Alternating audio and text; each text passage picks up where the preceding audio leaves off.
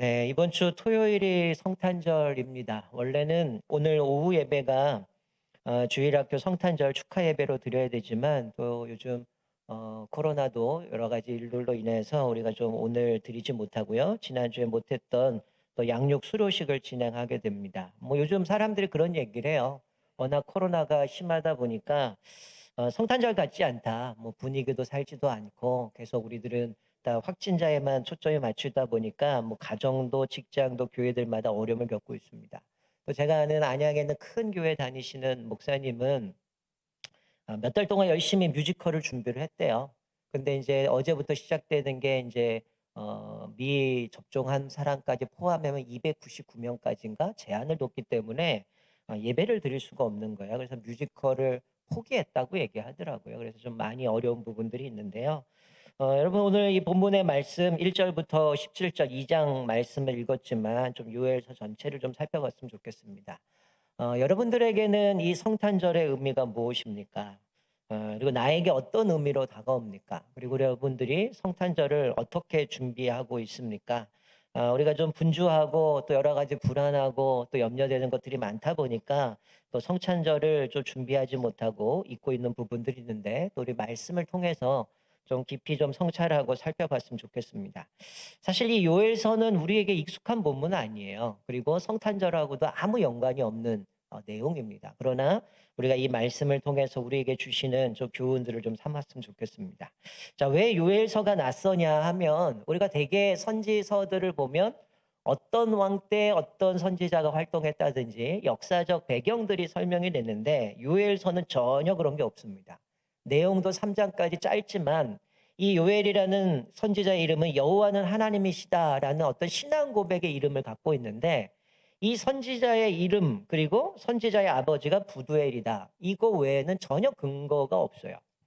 그러다 보니까 뭐 목회자들, 학자들이 이 요엘서를 이야기할 때에 도대체 이게 어떤 배경인지 이야기하는 해석도 상당히 많습니다. 시기적으로 봤을 때는 뭐 멀리 볼 때는 사무엘서부터 시작해서 포로기 이후까지 보다 보니까 각각 다양한 해석들이 있고요. 그렇지만 이 요엘서 전체를 봤을 때에 이 말씀의 내용들을 보면 요엘 선지자가 활동했던 거는 예루살렘에서 활동했음을 알게 되고요.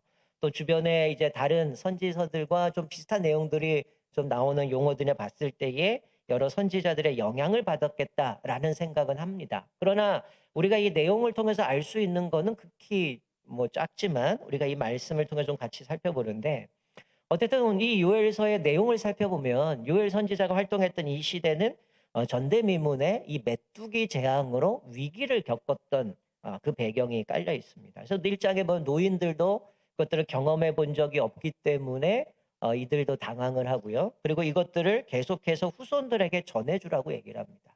사실 우리나라에서 메뚜기 떼 때문에 고생했던 그 기록은 별로 찾아볼 수가 없는데 작년 11월 달쯤에 아프리카에서 이 메뚜기 떼가 갑자기 출몰을 해서 기록해 보니까 하루에 메뚜기가 갉아먹이 한 3만 5천 명 정도 먹을 수 있는 식사를 다 갉아먹었다고 얘기하면서 코로나와 이 메뚜기 떼의 재앙을 통해서 많이 어려웠다라는 얘기도 보여지고요.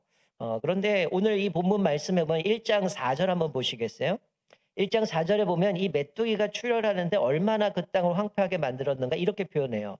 팥중이가 남긴 것을 메뚜기가 먹고 메뚜기가 남긴 것을 느치가 먹고 느치가 남긴 것을 황충이가 먹었도다.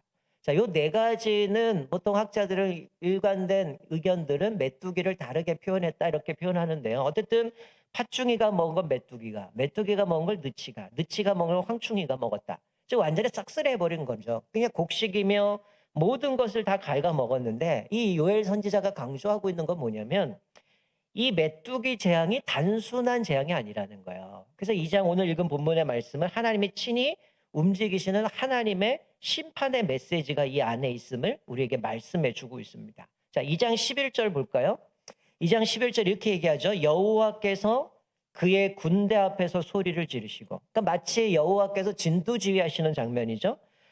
그 앞에서 소리를 지르시고 그의 진영은 심히 크고 그의 명령을 행하는 자는 강하니 여호와의 날이 크고 심히 두렵도다. 당할 자가 누구랴? 이것은 아무도 벗어날 길이 없다는 거죠. 이 메뚜기 재앙이 그만큼 심각한데 이제 여호와의 날이 오면 그 메뚜기 재앙보다 더 심각한데 그것을 피할 길이 없다라고 얘기를 하는 겁니다. 여러분 보통 이 그 고대 근동에서 군대를 이야기할 때 메뚜기 떼로 많이 비유를 했다고 얘기를 해요. 흔한 비유라는 거죠. 우리가 읽지는 않았지만 1장 6절에 보면 이 메뚜기 재앙을 이야기해서 한 민족이 이 땅에 올라왔다라고 얘기를 합니다. 그래서 이게 학자들에 의하면 시기를 보다 보니까 이게 뭐 아수르다, 바벨론이다, 포로 이후니까 뭐 로마다까지 이야기를 하지만 어쨌든 요엘서에서 강조하고 있는 건 뭐냐면 이 메뚜기 떼라고 하는 이 재앙은 일종의 전조라는 겁니다. 여러분 아마 지난주에 제주도에서 지진이 일어났어요. 그때 아마 스마트폰에서 삐 하면서 제주도에 몇 도의 강도의 지진이 일어났습니다. 경고를 해주면서 몇 번이 왔던 걸 기억하고 있는데 마찬가지로 지금 이 메뚜기 재앙은 그런 예비종에 불과하다는 거죠. 자, 메뚜기 재앙이 딱 울리고 나니까 경고의 메시지를 주면서 앞으로 이것보다 더 큰 여호와의 날이 올 것이다라고 얘기를 하는데 이 요엘은 이런 얘기를 하는 거예요. 메뚜기 재앙의 이 초토화된 모습을 보면서 앞으로 심각한 재앙이 날 건데 국가적인 재앙이 올 건데 이거는 이스라엘 국가도 다 망할 거라는 거죠. 그리고 더 나아가서 우리에게 주시는 메시지는 이 국가적인 재앙보다 더 큰 재앙이 올 건데 그것은 마지막 때 예수 그리스도가 재림하시면 이 땅의 모든 인류를 심판하시는 그날이 올 것이다 라고 말씀해 주고 있는 거죠. 그러니까 사실 여러분 우리가 뭐 요엘서에 나오는 메뚜기 재앙이나 지금 우리가 겪고 있는 뭐 코로나든 지진, 태풍, 자연재해 여러 가지 많은 것들이 있잖아요. 뭐 조류독감도 있고 또 구제역도 있고 다양한 것들이 있지만 이 큰 규모로 일어나서 모든 세계적인 영향을 주는 재앙이 일어나면 우리가 기억해야 될 것은 뭐냐면 이것을 통해서 하나님께서 우리에게 말씀하시는구나 라는 것들을 인지해야 된다는 거예요. 근데 우리가 많은 실수 중에 하나가 뭡니까? 뭔가 일어나면 또 지금처럼 우리가 코로나 계속 터지면 처음 생겼어 어땠어요? 아, 저 사람이 죄를 져서 저런 걸 당한 거야. 그래서 확진이 나서 이런 얘기를 많이 하거든요. 이게 정말 위험한 얘기입니다. 왜냐하면 이 선지자는 하나님께 직접 계시를 받았잖아요. 이 재앙이 뭔지를 알려주셨기 때문에 그것을 이야기하지만 여러분 죄송한 얘기지만 2년 전쯤에 어느 교회에 한 분이 자기 교회 확진이 나버리니까 그렇게 얘기를 했어요. 아, 저 사람은 분명히 하나님 앞에 범죄했기 때문에 하나님이 심판하시는 거야. 그래서 확진 났어. 이렇게 외치셨는데 이틀 후에 자기 아들이 걸렸어요. 그러니까 이분이 할 말이 없는 거죠. 그러면서 이제 회개를 하는 거죠. 내가 섣불리 얘기했다. 그 하나님의 뜻이 아니다. 왜? 자기 아들이 걸리고 나니까 그런 고백을 하는데 여러분 분명히 성경에서 말씀하고 있는 함부로 그런 얘기를 하면 안 돼요. 선지자들은 계시를 받았고 하나님의 뜻을 분명히 알았기 때문에 그걸 선포하는 거지만 오늘 본문에서 우리에게 말씀하고 있는 게 뭡니까? 경고라는 거예요. 예비종이라는 거예요. 메뚜기 재앙을 보면서 너희들이 하나님 앞에서 범죄했기 때문에 이게 그 원리도 있지만 그것은 일종의 하나님께서 경고하기 위해서 예비종을 주셨다는 거죠. 여러분 앞으로 하나님은 직접 심판하지 않고요. 그 아들 예수 그리스도께 넘기셨죠. 예수님이 이 땅에 재림하실 때에 우리는 마치 메뚜기 재앙처럼 우리에게 끔찍한 심판을 당할 것이다 라고 말씀하면서 우리랑 그것들을 깨닫게 하기 위해서 우리에게 지금 계속 이어지는 재앙들이 일어나고 있다는 거예요. 그거를 볼 때 지금 이런 재앙이 있지만 앞으로 여호와의 날이 올 때는 이것보다 더 심각한 재앙들이 오겠구나, 심판이 있겠구나라는 걸 보는 거죠. 물론 우리가 살면서 악인들이 악을 행하고 승승장구하는 모습들을 봐요. 그들은 여전히 그것 때문에 떵떵거리며 살아갑니다. 그럴 때 우리는 말씀대로 사는 것이 무의미하게 느껴질 때도 있어요. 그래서 우리가 찬양하는 것처럼 오직 의인은 믿음으로 말미암아 살리라는 고백처럼 우리는 오직 주님 바람을 살아가는 거죠. 왜? 반드시 여호와의 날은 오기 때문이라는 거죠. 자, 우리가 1장은 다 읽진 않았는데요. 1장에 보면 메뚜기 재앙을 통해서 여러 가지 결과들이 등장해요.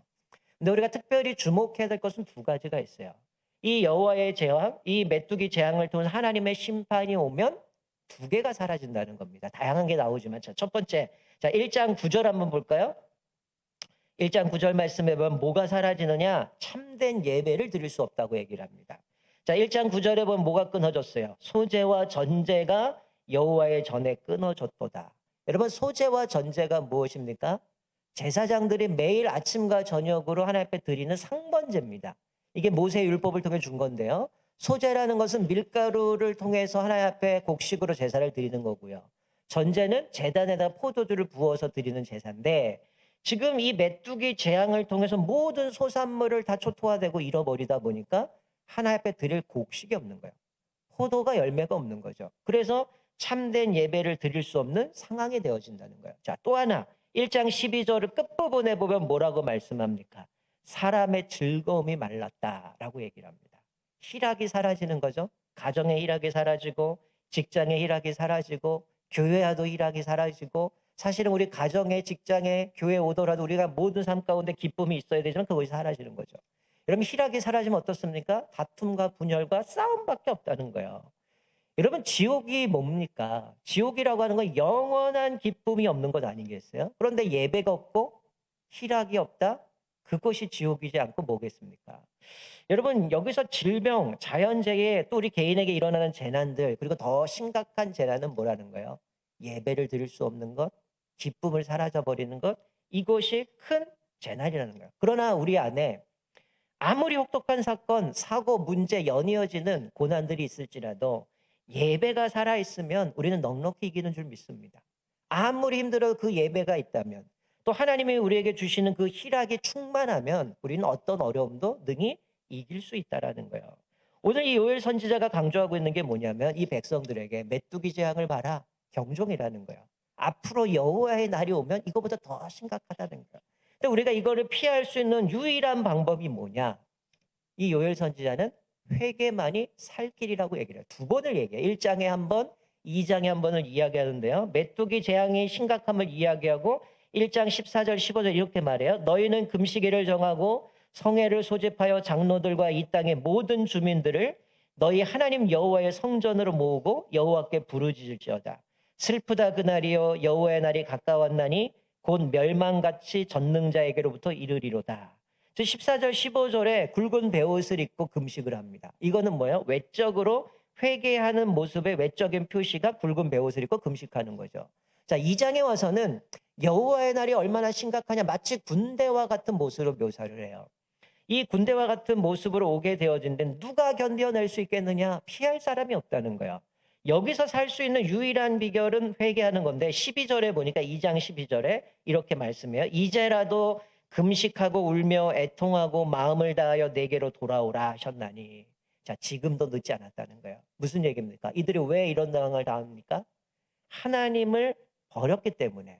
그러므로 이들이 주님께 돌아가기만 한다면 그들은 다시금 살아날 수 있음을 말씀해 주고 있는 거예요. 그런데 여러분, 왜 하나님께서 이스라엘 백성, 택한 백성들에게 이렇게 심판하실까요? 그들을 멸하시려는 의도일까요? 분명히 아니죠. 성경은 하나님은 우리와 화목하기를 원합니다. 그런데 이들이 돌아오는 자에게 오늘 본문 뒤에 보면 뭐라고 말했어요? 은혜로우시고 자비로우시며 노하기를 더디하시며 이내가 그 시사 뜻을 돌이켜 재앙을 거두시는 분이라고 말씀하죠. 그들을 제거하고 죽이려고 하시는 게 아니라 이들이 돌이키면 하나님이 화목해 되어지면 은혜 베푸시고 그들에게 내리는 재앙도 하나님이 거두시지 않겠느냐. 그래서 그들에게 하나님께서 이 회개의 결과로 은혜와 자비를 주실 것을 말씀해 주고 있는 거죠. 자, 그런데 이 13절 앞부분에 하나가 딱 앞에 전제가 되어져 있어요. 회개를 해야 되는데 어떤 회개를 해야 되느냐? 진짜 회개가 있고 가짜 회개가 있다는 거예요. 뭐라고 말씀해요? 옷을 찢지 말고 마음을 찢으라 라고 말씀합니다. 여러분 옷을 찢는다는 말은 고대 근동에서 내가 아주 극심한 고통을 겪고 있을 때 또 내가 번뇌로 사로잡혔을 때 내가 참을 수 없는 슬픔에 놓여 있다라고 할 때 그 표현을 옷을 찢고 죄를 뒤집어 쓰고 그런 모습들이 있었어요. 근데 이것이 유대인들에게는 진정한 슬픔의 모습이 아니라 형식적인 것에 그쳤다라는 겁니다. 그래서 하나님께서 요엘 선지를 통해서 말씀하고 있는 거는 야 너희들이 회개해야 여기서 벗어날 수 있는데 의례적인 형식적인 회개가 아니라 마음을 찢으라는 거예요. 마음을 찢으라는 거는 내적인 변화를 얘기합니다. 여러분 어쩌면 우리가 이런 모습을 있을 수 있어요. 늘 하나님 앞에 범죄했습니다. 용서해 주십시오. 다시는 안 하겠습니다. 여기 얘기하는데 어때요? 또 똑같은 습관적인 죄를 범할 때가 있어요. 위기를 모면하기 위해서 그때 보면 하나님 잘못했습니다. 한 번만 봐주십시오. 그런데 위기가 넘어가면 어때요? 다시금 그 가던 길로 그대로 간다라는 거예요. 그러나 우리가 마음을 찢는다 진정한 회개가 뭡니까? 유턴이에요, 유턴. 우리가 운전을 하다가 길을 잘못 들면 어떻게 해요? 남자는 무조건 직진인가요? 아니잖아요. 잘못됐으면 유턴을 하는 거죠. 우리가 하나님 앞에 범죄했다면 그 길을 가다가 잘못을 깨달으면 하나님 잘못했습니다 하고 어떻게 해요? 돌이켜서 유턴해서 하나님이 원하시는 길로 가는 겁니다. 근데 이때 이 요엘 선지자가 말씀하고 있는 거, 이들이 하나님 앞에 회개를 하는데 늘 형식적인 옷을 찢었는데 그들의 삶은 여전히 또 그 길로 가고 있다라는 거예요. 그래서 너희가 살 수 있는 유일한 기결은 옷을 찢는 게 아니라 마음을 찢어야 된다라고 얘기를 합니다. 그래서 14절에 혹시 마음과 뜻을 돌이키시고 복을 내리셔서 그동안 이들이 메뚜기장으로 멈췄던 소재와 전제를 드리게 될지 알겠느냐라고 얘기를 합니다. 이들이 진정한 회개를 하게 되면 하나님께 그들을 회복시켜 주셔서 전제와 소재를 드리게 될지 어떤 기대감을 가지고 요엘 선지자가 너희들이 회개할 때 진짜 회개를 하라라고 말씀하고 있는 거죠. 그리고 그 뒤에 나오는 내용은 공동체 위기 앞에 젖 먹는 아이부터 노년에 이르까지 모든 사람들이 한 자리에 모여 함께 기도하고 제사장들도 하나님의 영광이 회복되고 백성들이 다시 은혜를 입도록 눈물로 호소하며 기도해야 됨을 말씀해 주고 있는 것이죠. 우리 사랑하는 성도 여러분, 우리 안에 여전히 위기와 고난과 재앙을 만날 때에 우리가 형식적인 회개를 하고 있지는 않습니까? 우리의 마음을 찢기를 축원드립니다. 우리가 정말로 주님 앞에서 진짜 겸손하게 나를 돌아보며 내 마음을 찢고 주님 앞에 돌이킬 때 하나님의 비치시는 그 빛을 누릴 수 있다라는 거죠. 여러분 요즘 농담으로 그런 얘기를 해요. 우리가 가장 안전하게 자가격리하지 않고 외국을 나갔다 올 수 있는 곳은 유일하게 제주도밖에 없다. 이런 얘기를 합니다. 예, 제주도가 외국이 돼버렸어요. 그래서 어떤 분은 제주도 간데 여권 들고 타요. 일부러 나 외국 간다 이러시고. 여러분 예전에 비행기 타보신 분들은 뭐 경험해 보셨는지 모르겠지만 저는 비행기를 타고 이륙을 하는데 비가 엄청나게 오는 겁니다. 그러니까 이제 뭐 방송에서 비 때문에 좀 기류가 안 좋으니까 안전벨트 매시고 자리에 앉으시 하면서 띵띵 거리면서 경고를 줘요. 그리고 비행기가 이륙할 때 막 흔들립니다. 그러다가 어느 시간이 지나고 났더니 비행기가 흔들리지 않고 다시 음이 나면서 정상 궤도에 올랐다라고 얘기를 하죠. 왜 그럴까요? 비행기가 비구름 위에 높은 고도로 올라갔기 때문이라는 거예요. 여러분 마찬가지죠. 우리 인생에 마치 이 먹구름과 같은 위기, 고난, 재난, 여러 가지 많은 것을 만났을 때에 우리가 마음을 찢고 주님 앞에 진정한 회개를 했을 때에 우리는 믿음의 고도로 올라가는 거예요. 그러면 어떨까요? 먹구름은 밑에 있어요. 밑에는 아무리 비가 퍼붓고 천둥번개 칠지라도 어떻습니까? 이 비행기는 그 위에 햇빛 비치는 그 가운데 나가고 있다는 거죠. 어찌 보면 우리가 하나님 앞에서 믿음으로 나간다고 고백하지만 내가 마음을 찢지 않고 형식적인 회개 가운데 또다시 반복되는 죄악들을 짓기 때문에 성경에 말씀하는 대로 하나님 앞에 기도하는데 기도 응답이 안 됩니까? 하나님과 우리 사이에 막힌 죄가 있기 때문에 응답이 안 된다고 얘기하는 것처럼 이미 하나님은 계속 햇을 비춰주고 있어요. 그런데 그 먹구름이 가려버리고 있기 때문에 우리는 그 빛을 받지 못하는 거죠. 그래서 오늘 요엘 선지자는 우리가 그 마음을 찢고 주님 앞에 돌이킬 때에 우리는 그 어려움의 재앙에서 벗어날 수 있음을 말씀해 주고 있습니다. 자, 이제 우리는 성탄절을 앞두고 있어요. 여러분 예수님이 이 땅에 오실 때 어떻습니까? 헤롯 왕이 여러 가지 압제를 통해서 이스라엘의 유대 민족들을 괴롭혔죠. 제사장들은 악을 행하면서 자기들의 모든 부를 누리고 살아갔던 시대입니다. 그리고 가난과 고통과 속박이 지배했고 심지어는 말씀이 들리지 않는 그런 상황들이었어요. 그러나 약속대로 이 땅에 소망 없는 그 땅에 예수님이 이 땅에 오셨다는 거죠. 우리도 보면 코로나 팬데믹으로 인한 심각한 고통을 받습니다. 우리가 경험해 보지만 백신이 개발되면 다 끝날 줄 알았어요. 70%만 맞으면 끝나는 줄 알았습니다. 그런데 70% 넘어가다 보니까 끝이 볼 줄 아는데 갑자기 델타 변이가 생겼죠. 델타 변이는 어떻게 잘 극복해 가는 줄 알았는데 갑자기 또 오미크론이 등장합니다. 그리고 어제부터 시작되는 또 다른 이 확진자 수가 점점 늘어가다 보니까 또다시 방역 패스를 강하게 하다 보니까 우리는 좌절과 탄식과 아픔들만 계속 고백되어진다는 거죠. 그럼에도 불구하고 우리는 이 땅에 오신 예수 그리스도의 탄생하신 성탄절이 우리에게 소망이 되어진다는 거예요. 왜냐하면 예수님의 이 땅에 오신 것, 하나님의 그 말씀은 반드시 이루어져 간다는 거예요. 그런데 우리는 흔들릴 때가 있어요. 여전히 예수님이 소망이고 예수님 우리에게 기쁨이고 예수님만이 우리의 구원자가 되시지만 막상 현실 앞에서 어떻습니까? 흔들리고 넘어져요. 끊임없이 여전히 우리를 위협하고 두려움을 주고 상황과 환경이 우리를 위협한다는 거죠. 오늘 아침에 제가 뉴스를 보니까 확진됐던 산모가 병원에 있다가 진통이 오는 겁니다. 그래서 119를 불러서 차를 타고 가는데 16개 병원에서 거부를 당합니다. 우리는 확진자 받을 수 없습니다. 그래서 이분이 16개 병원을 돌다가 결국 구급대원이 차에서 아이를 낳아야겠구나 해서 거기서 출산하게 되어집니다. 마치 예수님이 이 땅에 오실 때 예수님 태어날 장소가 없었어요. 마구간에서 태어날 정도로 그렇게 소망이 없는 암울한 그런 상황들인데 지금 우리가 똑같은 상황을 그렇게 살아가고 있다는 거예요. 아무리 그런 상황을 우리 삶에 놓여 있을지라도 우리가 이것 가운데 소망을 가지고 살아갈 수 있는 것은 바로 이 땅의 구원자이신 예수를 보내신 이 성탄절 위에 소망이 되어지는 거고요. 또 더 나아가서 우리의 죄를 위해 십자가에 구원하셨고 뿐만 아니라 예수님 부활하시고 승천하셔서 뭐라고 말씀하셨습니까?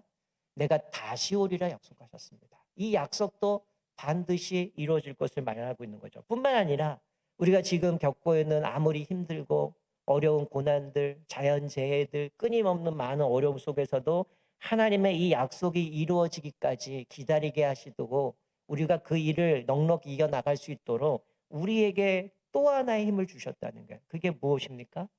다른 보혜사 성령님을 우리에게 보여주셨다는 거죠. 여러분 요엘은 마음을 찢으라고 하면서 그 찢는 자에게 여호와의 날은 더 이상 심판의 날이 아니라 구원의 날이요, 기쁨의 날이요, 희망의 날이고 회복의 날이라고 말씀해 주고 있는 거예요. 그래서 우리의 약함을 아시고 우리를 도울 지원자이신 지원군이신 보혜사 성령을 보내신다는 거죠. 자, 요엘서 2장 28절부터 31절을 그렇게 말씀합니다. 자, 앞에서는 메뚜기 재앙을 보여서 너희들이 이렇게 심판당할 거야. 여호와의 날이 오면 이것보다 더 클 거야. 누가 당할 거야? 라고 얘기를 하지만 아무도 피할 길이 없다고 얘기해요. 근데 마음을 찢고 주님 앞에 회개하면 오늘 본문 뒤에 뭐라고 얘기해요? 이른 비와 늦은 비를 내리셔서 곡식들이 열리고 나무의 열매들이 맺혀가면서 회복의 메시지 줍니다. 그리고 더 나아가 우리가 이 고난 속에서도 믿음으로 넉넉히 이겨나갈 수 있는 보혜사 성령을 우리에게 보내주신다고 말씀해요. 자, 우리 2장 28절부터 32절 우리 같이 한 목소리를 읽겠습니다. 2장 28절부터 32절 같이 한번 읽겠습니다. 자막도 있습니다. 같이 읽겠습니다. 시작. 그 후에 내가 내 영을 만민에게 부어주리니 너희 자녀들이 장래일을 말할 것이며 너희 늙은이는 꿈을 꾸며 너희 젊은이는 이상을 볼 것이며 그때에 내가 또 내 영을 남종과 여종에게 부어줄 것이며 내가 이적을 하늘과 땅에 베풀리니 곧 피와 불과 연기 기둥이라 여호와의 크고 두려운 날이 이르기 전에 해가 어두워지고 달이 핏빛같이 변하려니와 누구든지 여호와의 이름을 부르는 자는 구원을 얻으리니 이는 나 여호와의 말대로 시온산과 예루살렘에서 피할 자가 있을 것이며 남은 자 중에 나 여호와의 부름을 받을 자가 있을 것임이니라. 아멘. 자, 앞에서는 여호와의 그 재앙, 메뚜기 재앙을 통해서 그리고 여호와의 날을 통해서 아무도 피할 자가 없고 이 비참한 가운데 건질 사람이 없는 거죠. 그런데 오늘 이 이후에 마음을 찢고 주님 앞에 온전하게 회개한 사람 이른 비와 늦은 비를 주시고 모든 걸 회복해 주실 뿐만이 아니라 여기 뭐라고 말씀해? 성령을 부어주신다고 말씀해. 이 말씀은 사도 베드로가 사도행전에 나오는 오순절 사건 가운데 이 말씀을 인용합니다. 그래서 사실은 요엘서는 요 부분만 우리가 익히 아는 부분이죠. 나머지는 뭐 메뚜기 재앙, 뭐 아모스에서 나오긴 하지만 그런데 여기 말씀이 완전히 바뀌죠. 앞에 누가 당할 수 있겠느냐, 누가 피할 수 있겠느냐라는데 뭐라고 하면 여호와의 이름을 부르는 자는 구원을 얻는다. 그리고 나의 여호와의 말대로 시온산과 예루살렘에서 피할 자가 있을 것이다. 남은 자 중에 여호와의 부름을 받을 자가 있을 것이다. 앞에는 다 망하고 죽는데 지금 마음을 찢고 주님 앞에 돌이킨 사람은 뭐라고 말씀하는 거예요? 그 여호와의 날, 그 피가 핏빛으로 변하는 모든 상황 가운데 이 날은 구원을 받는 자리고요. 회복하는 날이고요. 희망의 날이고요. 모든 것이 완전히 회복되어지는 날임을 말씀해 주고 있는 거예요. 누가 마음을 찢고 주님께 돌이킨 사람들은 심판의 날이 아니라 회복의 날임을 말씀해 주고 있습니다. 뿐만 아니라 지금 우리가 오늘도 여호와의 날, 구원의 날을 기다리면서 우리가 믿음으로 다시금 재림하시는 그날을 사모하며 마라나타의 신앙을 가지고 가는데 우리로 하여금 이 성령님께서 어떻게 하셔요? 견디고 인내하게 하신다는 거예요. 칼빈 것은 성도의 견인이라고 얘기합니다. 고난과 시련 앞에서도 하나님이 우리를 끝까지 책임지시고 견디게 하시고 인내하게 하시고 믿음으로 나가게 하신다는 거예요. 그래서 성령님 우리를 끝까지 격려하시고 붙들어 주신다는 거예요. 그래서 다시 오실 그 마지막 그 날은 심판의 날이 아니라 마음을 찢고 주님께 돌이킨 사람은 기쁨의 날이고 구원의 날을 말씀해 주고 있습니다. 자, 그렇기 때문에 우리가 성탄절을 맞이하면 우리가 준비해야 될 자세가 무엇입니까? 우리는 어쩌면 구원하기 위해서 이 땅에 오신 예수 그리스도만이 소망이라고 말하면서도 여전히 우리는 옷을 찢는 모습처럼 당장 내 삶에 필요한 것들, 그것이 나의 소망으로 생각하죠. 돈이고 사람이고 그 무엇이 나에게 소망이라고 생각합니다. 여전히 아쉬울 때만 찾는 알라딘 램프처럼 내 소원을 이루기 위해서 하나님을 찾을 수도 있을 거예요. 그러나 오늘 본문의 말씀은 우리에게 옷을 찢지 말고 마음을 찢으라고 얘기를 해요. 우리가 마음을 찢고 진정한 우리의 소망인 예수 그리스도를 고백할 때 하나님께서 우리 안에 참된 기쁨을 회복해 주실 줄 믿습니다. 특별히 이 코로나로 긴 시간 어렵고 힘든 시기를 보내면서 지치고 힘든 일상으로 어쩌면 우리의 모습이 형식적이고 매너리즘에 빠진 신앙생활을 하고 있을지도 몰라요. 그러나 그것이 아니라 이제는 마음을 찢고 진정한 변화를 통해서 하나님께 돌아가서 은혜와 자비와 긍휼을 누리시기를 바랍니다. 오늘 우리가 이 성탄절 앞두면서 이 요회서를 통해서 우리에게 주시는 말씀은 나를 돌아보는 거죠. 내 마음이 어디를 향하고 있는가? 내가 옷을 찢고 있는가? 마음을 찢고 있는가? 특별히 우리에게 주신 이 약속하신 성령께서 우리를 굳세게 지키시고 붙들어 주신다고 말씀하고 있어요. 여전히 우린 코로나 때문에 불안해요. 어디서 또 어떻게 만날지, 어떤 상황이 벌어질지, 또 화이자에서는 2년이 더 갈 거라고 얘기도 하고 언제 끝날지 모르는 상황들이지만 이미 시작된 이 하나님의 나라가 우리의 정치, 경제, 사회, 문화, 교육, 또 우리 가정, 이 교회 모든 영역 가운데에 다시금 오실 예수 그리스도를 바라보면서 그 하나님의 나라를 사모하면서 우리가 믿음으로 달려갈 때에 우리가 그 약속하신 천국의 승리에 입성을 하게 되고 그것을 하나님 앞에서 너 그렇게 힘들고 어려웠지만 정말 믿음으로 달려왔구나. 하나님이 안아주시고 영원토록 하나님을 예배하며 기쁨이 충만한 모습으로 우리를 안아주실 겁니다. 그리고 오늘 말씀을 기억하면서 이제 우리 성탄절을 앞두고 있지만 나의 삶을 돌아보면서 우리의 마음을 찢고 또 주님 앞에 돌이키고 또 우리에게 성령을 보내주셔서 그분이 우리를 붙드시고 성령 충만케 하셔서 이 힘들고 어려운 일 걸어가게 하셨는데 다시 한번 나의 삶을 돌아보며 그래도 예수 그리스도 소망이고 다시 우리의 약속하신 그 예수님의 재림을 기다리면서 끝까지 주님 오시는 그날까지 믿음으로 승리함으로 승리 입성하는 저와 여러분 되시기를 주님의 이름으로 축원드립니다. 아멘. 우리